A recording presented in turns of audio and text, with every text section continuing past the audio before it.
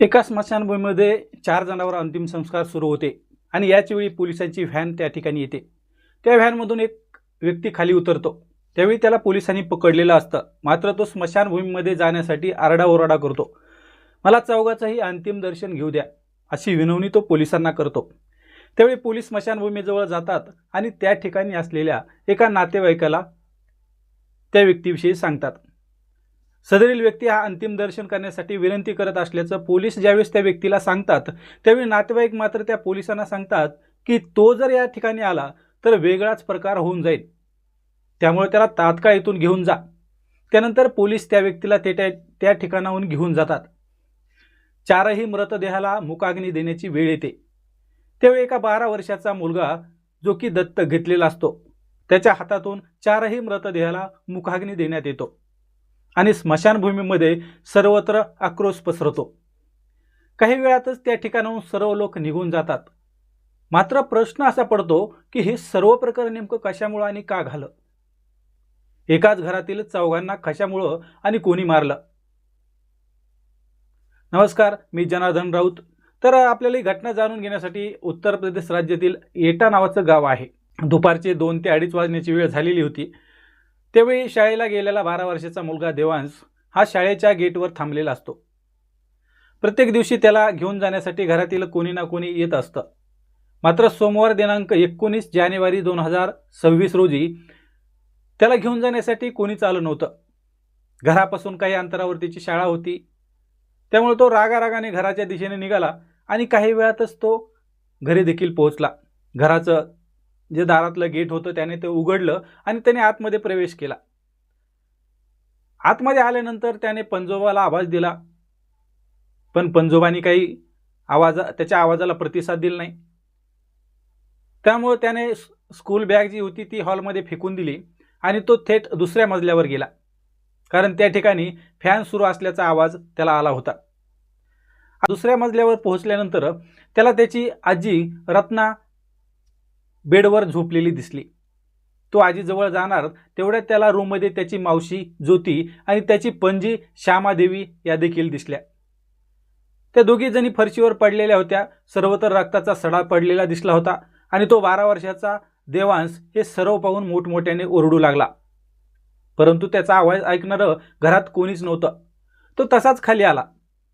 खाली पंजोबा गंगासिंह यांना आवाज देऊन त्याने पुन्हा त्यांना पाहण्याचा प्रयत्न केला, मात्र त्याच वेळी गंगासिंह हे देखील रक्ताच्या थारोळ्यात पडलेले दिसले। देवांश हा तात्काळ गेटच्या बाहेर गेला। घराच्या समोर राहणाऱ्या कामिनी नावाच्या आंटीला आवाज दिला आणि देवांश त्यांना घेऊन परत घरी आला। त्यावेळी कामिनी यांनी सर्व दृश्य पाहिल्यानंतर त्यांनी तात्काळ पतीला फोन लावला आणि जे काही घडलं होतं ते सर्व सांगितलं। आता त्यानुसार कामिनी यांच्या पतीने गंगासिंह यांचा मुलगा कमलसिंह याला फोन लावला, मात्र त्याने काही फोन उचलला नाही। त्यामुळे तात्काळ ते देखील घरी पोहोचले आणि घरी पोहोचेपर्यंत कॉलनीतील सर्व लोक त्या ठिकाणी जमा झालेले होते। जमा झालेल्या लोकांनी तात्काळ पोलीस प्रशासनाला देखील फोन लावला। पोलीस प्रशासनानं घटनेचं गांभीर्य ओळखून तात्काळ घटनास्थळ गाठलं। घटनास्थळाचे दृश्य पाहून पोलीस देखील हैराण झाले, कारण त्यावेळी तिघांचा मृत्यू झालेला होता, मात्र श्यामादेवी यांचा श्वास सुरू होता। हे पोलिसांच्या लक्षात आल्यानंतर त्यांनी तात्काळ त्यांना जवळच्या मेडिकल कॉलेजमध्ये ॲम्ब्युलन्सद्वारे ॲडमिट केलं। त्यानंतर सहाय्यक पोलीस निरीक्षक नारायण सिंह यांनी तात्काळ वरिष्ठांना या घटनेची माहिती दिली। तोपर्यंत मेडिकल कॉलेज इथून श्यामादेवी यांचा देखील मृत्यू झाल्याची बातमी समोर आली। भर दुपारच्या सुमारास अशा प्रकारे एकाच घरातील चौघांचा खून करण्यात आला होता। आरोपी कोण याचीही कोणाला माहिती नव्हती। घरातील मुलगा जो होता तो काही फोन उचलत नव्हता। घटना कळाल्यानंतर नातेवाईकही त्या ठिकाणी पोहोचले होते। जिल्हाभर या प्रकरणाची माहिती पोहोचली आणि पोलीस प्रशासन देखील यामुळे हादरून गेलं। पोलिसांनी ठसे पथक, डॉग पथक त्या ठिकाणी मागून घेतलं। तेव्हा डॉग हा इमारतीच्या परिसरातच घेरट्या मारत असल्याचं लक्षात आलं। तेव्हा पोलिसांना एक पक्का संशय आला की घरातील व्यक्तीनेच हे सर्व कटकारस्थान केलेलं आहे। पोलीस या प्रकरणाच्या तपासाला लागली होती, परंतु कमलसिंह याचा अजूनही फोन अथवा कोणताही निरोप पोहोचलेला नव्हता, त्याचा पत्ता लागलेला नव्हता। कमलसिंह हा 15 वर्षापूर्वी या शहरात राहण्यासाठी आलेला होता त्याच्याबरोबर आई श्यामादेवी, वडील गंगासिंह, पत्नी रत्नासिंह आणि 2 मुली लक्ष्मी आणि ज्योती हे सर्वजण कुटुंब राहत होतं. आता कमलसिंह यांना मुलगा नव्हता, त्यामुळे त्यांनी त्यांच्या नातेवाईकाशी बोलून मुलगा दत्तक घेण्याचं ठरवलं. सुरुवातीला घरच्या सर्व लोकांनी याला विरोध केला, परंतु त्यानंतर सर्वांची सहमती झाली आणि 10 वर्षापूर्वी देवांश नावाचा मुलगा त्यांनी दत्तक घेतला. 10 वर्षापासून देवांश हा कमलसिंह यांच्या कुटुंबात राहू लागला होता. कमलसिंह याचे शहरातच ऑप्टिकलचे दुकान आहे, तर त्यांची मोठी मुलगी लक्ष्मीसाठी त्यांनी एक मेडिकल दुकान टाकून दिलेलं आहे. सर्व काही सुरळीत सुरू होतं. मात्र याच दरम्यान कमलसिंह यांची छोटी मुलगी म्हणजे ज्योती, की तिचं वय 22 वर्ष झालेलं आहे, हिचे एका मुलाबरोबर प्रेमसंबंध सुरू होते. दोघांचे प्रेमसंबंध सुरू झाल्यानंतर ज्योतीला त्याच मुलाशी लग्न करायचं होतं. मात्र सुरुवातीला घरच्यांनी या सर्व प्रकरणाला विरोध केला आणि त्यानंतर मग सर्वांच्या सहमतीने हे लग्न ठरविण्यात देखील आलं. ज्योती आणि करण यांचं लग्नाचे कार्यक्रम देखील सुरू झाले होते. 11 फेब्रुवारी 2026 रोजी दोघांचं लग्न होणार होतं आणि त्याचवेळी मुलाच्या घरच्यांनी कमलेश यांच्याकडे 4 लाख रुपयाची मागणी केली. आता त्यावेळी 4 लाख रुपये देणं कठीण असल्यानं कमलसिंह यांनी त्यांची आई श्यामादेवी यांच्याकडे 4 लाख रुपयाची मागणी केली. त्यावेळी श्यामादेवी यांनी कमलसिंह याला मुलाच्या घरच्या लोकांचा जो खाते क्रमांक आहे, बँक खाते क्रमांक, तो मागितला, कारण मला तुझ्यावर भरोसा नाही असं त्या म्हणाल्या.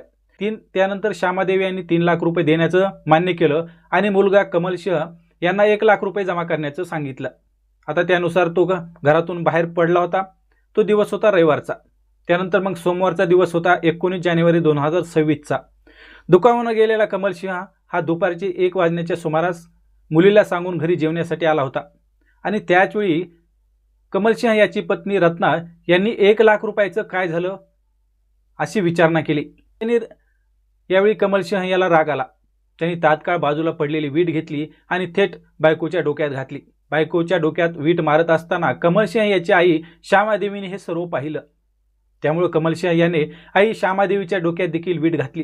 जोपर्यंत दोघीचा जीव जात नाही तोपर्यंत तो मारत राहिला. त्यानंतर ज्या मुलीसाठी 4 लाख रुपये जमवायचे होते ती ज्योती आवाज ऐकून धावत आली. त्यावेळी कमलसिंह याने तुझ्यामुळे हे सर्व झालं असे म्हणत तिच्या डोक्यात देखील वीट घातली. तिघांच्या डोक्यातून रक्ताचे पाट वाहू लागले होते. त्यानंतर कमल खाली आला तर खाली त्याचे वडील गंगासिंह यांनी कमल याचा अवतार पाहून काहीतरी भयंकर केल्याचं लक्षात आलं.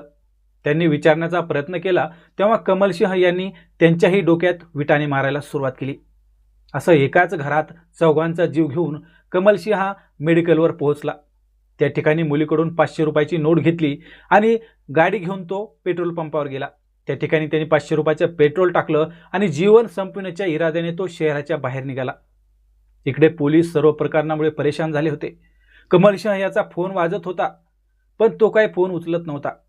काही वेळात त्याने गाडी रिटर्न फिरवली आणि त्याच्या डोक्यात असलेला राग कमी झाला. तो घरी पोहोचला. त्यावेळी सर्वत्र आरडाओरडा सुरू होता. पोलिसांनी कमलसिंह याला पाहिलं आणि त्याचवेळी पोलिसांना संशय आला, कारण त्याने पायात घातलेल्या बुटावर आणि अंगातील शर्टवर रक्ताच्या अंधुक स्वरूपात डाग दिसून येत होते. पोलिसांना जो संशय होता तो संशय खरा ठरला होता. अंतिम संस्कार करण्यापूर्वीच पोलिसांनी त्याला ताब्यात घेतलं. सुरुवातीला त्याने या प्रकरणी उडवाउडीची उत्तरं दिली. मात्र त्यानंतर सर्व प्रकरण घडलेलं होतं ते जशास तसं त्याने पोलिसांना सांगितलं. जेव्हा मुलानेच घरातील चौघांना संपविल्याचं समोर आलं त्यावेळी नातेवाईकांच्या मनात कमलसिंह याच्याविषयी तीव्र संताप व्यक्त होऊ लागला. सर्व नातेवाईकांनी मिळून अंतिम संस्कार करण्याचा निर्णय घेतला.